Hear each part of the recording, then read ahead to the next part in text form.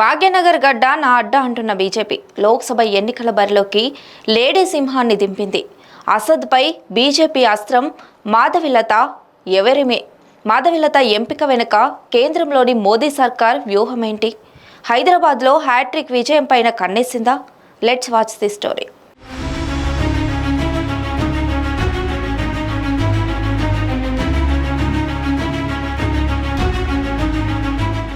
ఈసారి 400 సీట్లలో గెలుపు లక్ష్యంగా బరిలో దిగిన బీజేపీ హైదరాబాద్ గడ్డపై ఈ మహిళా అభ్యర్థిత్వాన్ని ఎంపిక చేసింది. తొలి విడత అభ్యర్థుల ఎంపిక అందులో తెలంగాణ నుంచి 9 మందిని ఖరారు చేసింది. అనూహ్యంగా హైదరాబాద్ ఎంపీ స్థానం నుంచి మహిళా అభ్యర్థి మాధవిలతను ప్రకటించింది. ఎంఐఎం కంచుకోటగా ఉన్న హైదరాబాద్ అసద్ లాంటి బలమైన నేత పైన మాధవిలతను బీజేపీ ఎంపిక చేయడం ఇప్పుడు సంచలనంగా మారుతోంది. 40 ఏళ్లుగా పాత బస్తీని ఏలుతూ ప్రజలను పట్టించుకోకుండా తమ స్వార్థ ప్రయోజనాల కోసం కులమతాల మధ్య చిచ్చు పెడుతూ పబ్బం గడుపుకుంటున్న ఎంఐఎంకు బస్తీ మే సవాల్ అంటూ సవాల్ విసురుతున్నారు మాధవిలత. ప్రత్యర్థులకు అంతుపట్టని విధంగా బీజేపీ వ్యూహాలు రచిస్తుందా అంటే అవునన్న సమాధానమే వస్తుంది. పాత బస్తీ అభివృద్ధి చెందాలంటే అసదుద్దీన్ ఓవైసీని ఓడించాలని, అప్పుడే పాత బస్తీ ప్రజలకు స్వతంత్రం వస్తుందని మాధవిలత అన్నారు. ఆమె చేస్తున్న ప్రచారాన్ని చూసి మొదటిసారిగా ఎంఐఎం పాత బస్తీలో ప్రచారాన్ని ప్రారంభించిందంటే వారిలో ఓటమి భయం మొదలైందా అన్న అనుమానాలు కూడా కలగకమానవు. విరించి ఆసుపత్రి, లత మా ఫౌండేషన్ల చైర్పర్సన్, ప్రస్తుత బీజేపీ ఎంపీ అభ్యర్థి మాధవిలత అన్ని వర్గాలను కలుపుకుపోతూ వారి భాషకు తగ్గ యాసను జోడించి ఓటర్లను ఆకట్టుకుంటున్నారు. హైదరాబాద్ పార్లమెంటు పరిధిలో విభిన్న మతాల, జాతుల ప్రజలు ఉన్నారు. ఎవరిని ఏ రకంగా తన వైపు తిప్పుకోవాలో ఆమెకు వెన్నుతో పెట్టిన విద్య. ప్రజల మనసరికి మాట్లాడడం ఆమె నైజం. ఇవన్నీ చూస్తుంటే ప్రత్యర్థుల గుండెల్లో రైళ్లు పరిగెడుతున్నాయి. అటు కాంగ్రెస్ మాత్రం చేతులెత్తేసిన విధంగానే కనబడుతుంది. ఇండైరెక్ట్గా కాంగ్రెస్, ఎంబీటీ పార్టీలు ఎంఐఎం పార్టీ అభ్యర్థి అసదుద్దీన్ ఓవైసీకే మద్దతు తెలుపుతున్నాయి అనడంలో సందేహం లేదు. మాధవిలత ఎంట్రీతో పాత బస్తీలో బస్తీ మే సవాల్ అన్నట్లు పోరు సాగుతోంది.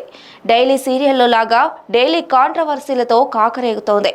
అయితే ఈ మధ్య దర్గాలో మాధవిలత చేసిన ప్రార్థనలతో కొత్త దుమారం రేగింది. హైదరాబాద్ను పొలిటికల్గా మరింత హీటెక్కిస్తోంది. దీంతో మాధవిలత మజాకా అంటున్నారు జనం. బీజేపీ ఎంపీ అభ్యర్థి మాధవిలత ఎంట్రీతో పాత బస్తీలో ప్రచారం తీరే మారిపోయింది.